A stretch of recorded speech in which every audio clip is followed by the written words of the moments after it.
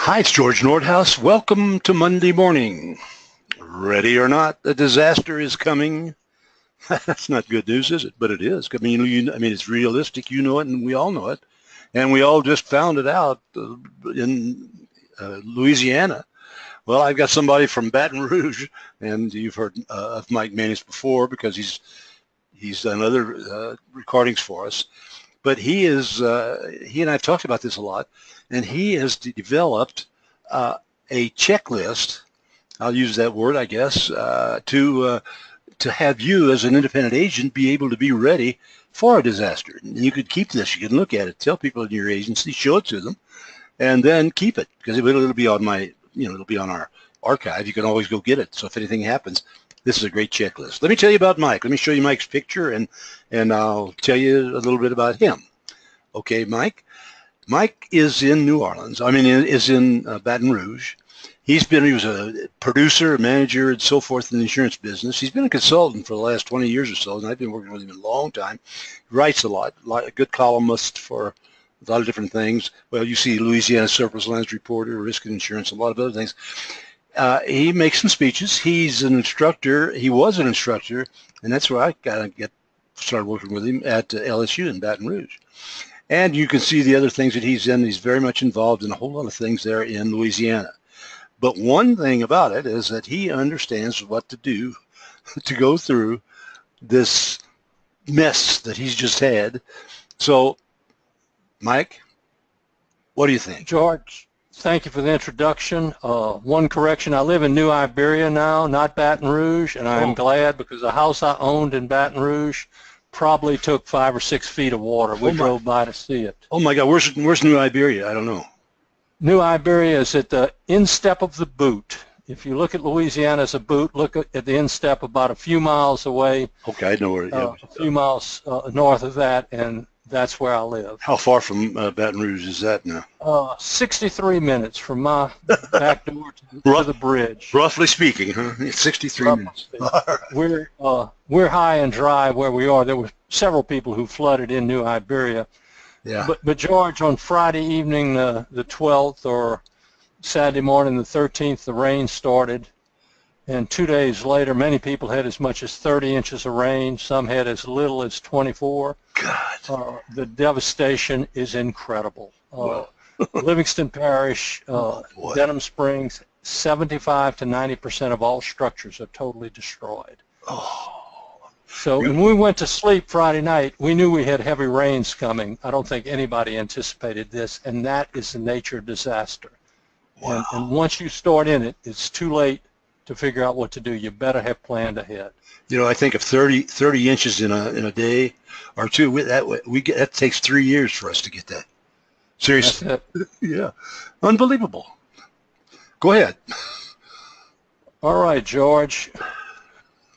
This is a line I use often. When one thing is different, it's change. When everything is different, it's chaos. And at the times of a crisis, you're going to be in chaos. So forget your to-do list, carry it with you, but you're not going to be thinking like you do on a normal day at the office. That's for sure. What do you do, hunker down or innovate? Wag Dodge was fighting a forest fire in 1949. The wind shifted for his crew, and the flames started chasing he and his crew up the mountainside at about a 70-degree slope. Ooh, They ran. They tried to outrun the fire. He was standing in tall grass. He took a match and burned the grass, and it burned in front of him because the wind was blowing behind him. Then he laid down on the burned-out patch. He was one of 2 people to survive. Oh my God. It's the escape fire because he didn't do the natural thing, which was to run. He did the innovative thing, which was to hunker down. Good. That's a good example. Wow. I never heard of him, but there you are. George, when you sent me this slide, I said, what a horrible slide, all those blurred pictures. When you're in the middle of crisis, you won't even see yourself looking the same way. This is a good metaphor for the time of crisis, for you, your clients, your family, for everybody. So it became a right slide, huh? I know you're not mad at it. Okay, you're a genius. Let's first talk about people in your family, your business, and your community. And who are you responsible for? Your spouse, your children, your parents? someone with special needs. Who are you responsible to? George, I'm going to take a second on this. You should. During Katrina, Yep. I spoke to the District Attorneys Association in Louisiana 6 months after Katrina, and they had criticized and brought criminal charges against some health care providers for different behavior. And I think most people felt that under similar circumstances they would have behaved the same way. But let me give you the question I asked them. Let's assume you're a surgeon operating on a patient in a hospital in New Orleans when the flood walls break, and your child is in the daycare center of that hospital. Do you abandon the child to go get do you abandon the patient to go get your child, or do you abandon the child to go see the patient? And that was a question I asked the district attorneys. Will you sue them, or will you bring criminal charges against them as a parent or a doctor? They had to make a tough decision. What I'm suggesting here, you're going to have to make some incredibly tough decisions in these times. Wow. Boy, that's good. Who is independent of you? If you've got an 18-year-old strong-willed child and he won't get in the car to evacuate, you may ultimately have to leave him. 18 years old. Scary. Can their security be assured or evacuated? I'm talking about all the people you're responsible for. Can you get out of there, or would you be safe staying where you are? And George, these questions are happening in real time. You don't have 6 weeks to think about it or plan and then reconsider. Can you reach them by phone, text, or automobile? Understand, these phones that we have become totally dependent upon are as good as paperweights about 2 hours into an evacuation because they become overwhelmed. Oh, I'm sure. And in some instances, after Katrina, we didn't have full cell service for probably 4 to 6, 8 weeks sometime in some areas. Oh, my gosh. Do you have time? Time is of the essence if you've got to get on the road. Choose your disaster, whether you want a flood, whether you want a nuclear meltdown, whether you want a hurricane, a tornado, whether you want social unrest that just erupts all of a sudden. Ferguson, Missouri. Good point. Basic necessities of life. Understand, in a disaster, you are moving on Maslow's hierarchy of needs from wherever you are, self-esteem or self-awareness. You're going to go down to survival and security. That's all you're going to be worried about. That's all you can worry about. Whether you're the president of the Chamber of Commerce is immaterial at the time of a disaster, except as more responsibility. And George, I'm going to talk a little bit faster than I should because people are going to have to think a little bit faster than they should. Okay, let's turn it around and go to it then. Okay, if you discover there's a nuclear meltdown and you have to get to your house and match up with your wife who's picking up the kids or your husband who's picking up the kids, and you have to be out of town in an hour because a public authority demands it, can you assemble supplies for a week in a few moments? Do it now and keep a bag near the door. Can your vehicle transport all that you need? Y'all both have Mini Coopers and you got kids. You're in a jam. Is sheltering in place an option? It's not in many disasters, and sometimes it is. If you are going to shelter in place for a flood, learn one of the lessons that people in Katrina learned. If you have a one-story house, you might really be jammed up because water can reach the roof. If you have a two-story house, if you have a one-story house, put an axe in the attic so you can cut through the roof if the water fills the building. Oh, my God, I never If you have would a have two-story, don't bring an axe to the attic. You can exit from the second story.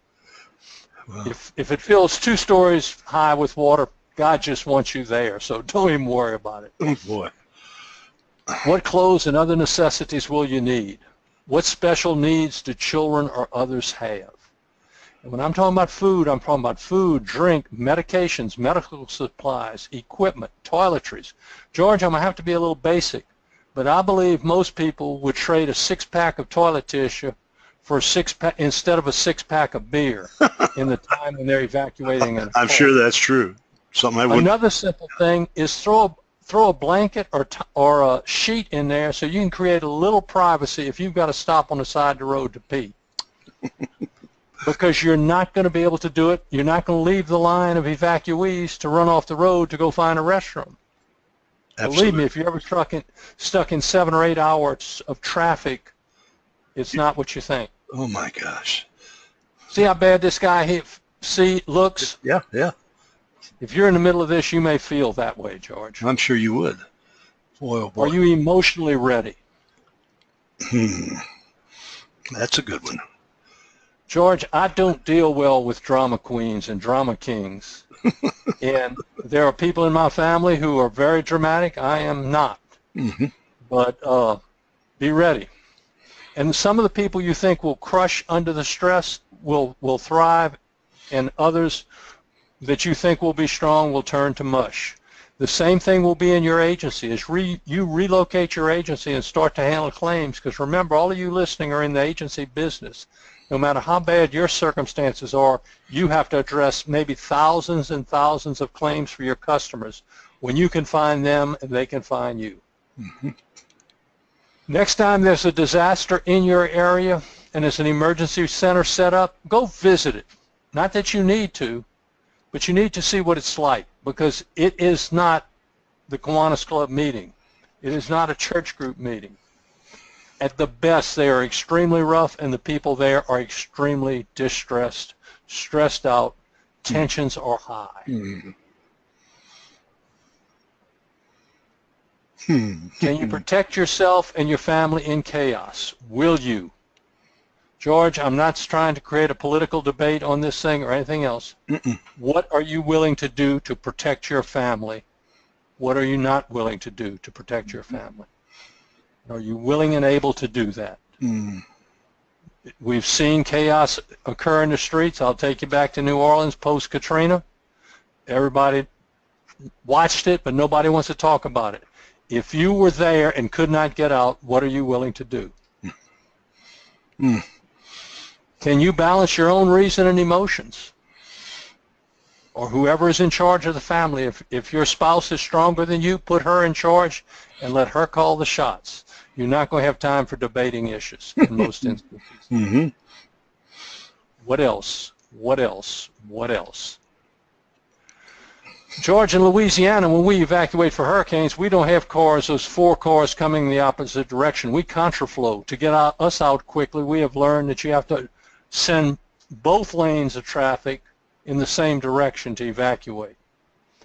And so, but that's an example of how bad the traffic can be. If you're on the interstate, you're on surface streets, it may be worse. But know your community.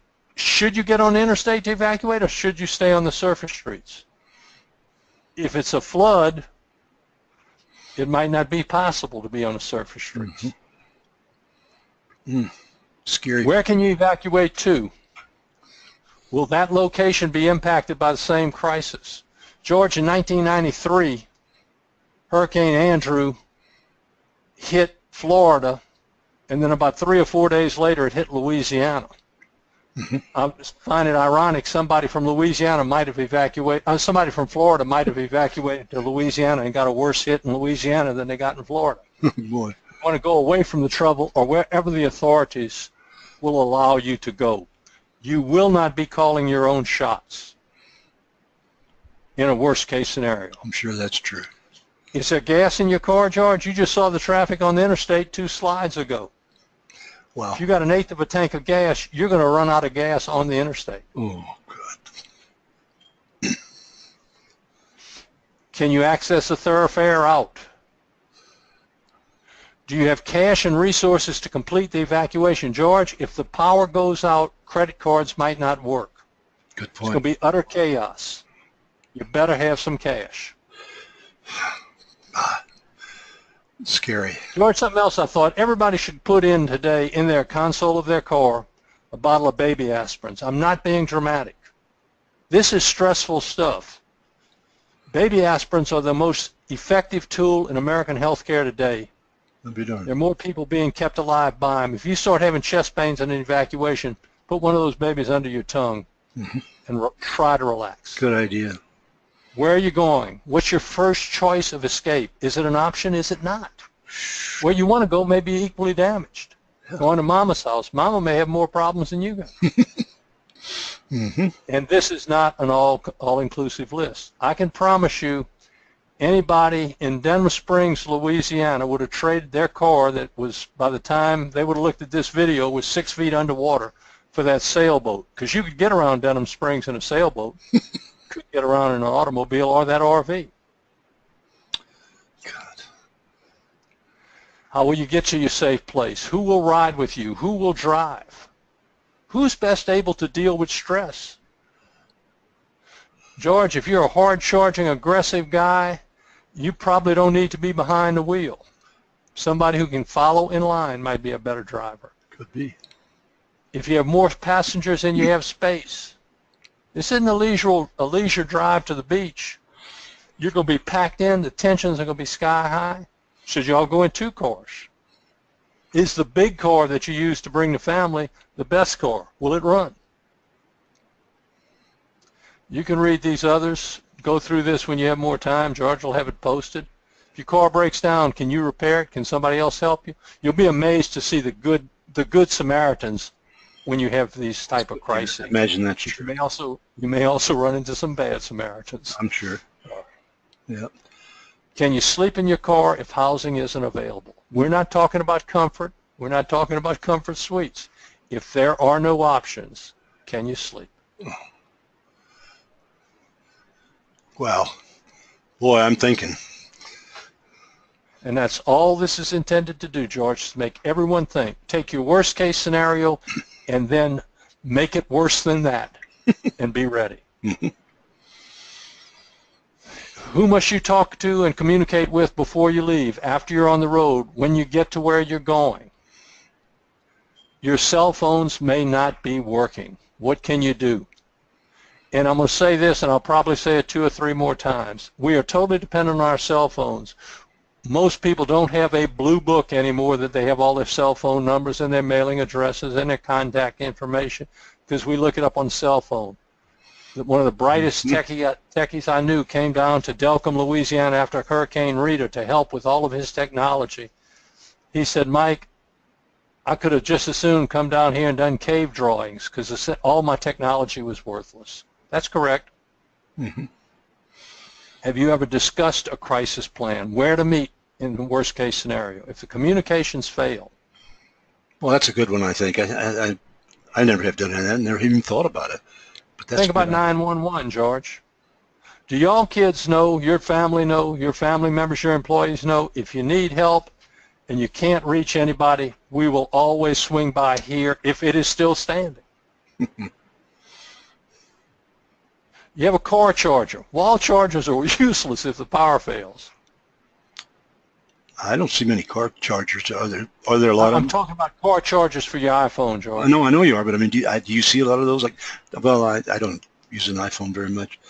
I keep one in my car. I rarely charge it at home because I'm on the road all the time. I got you. Okay, got it.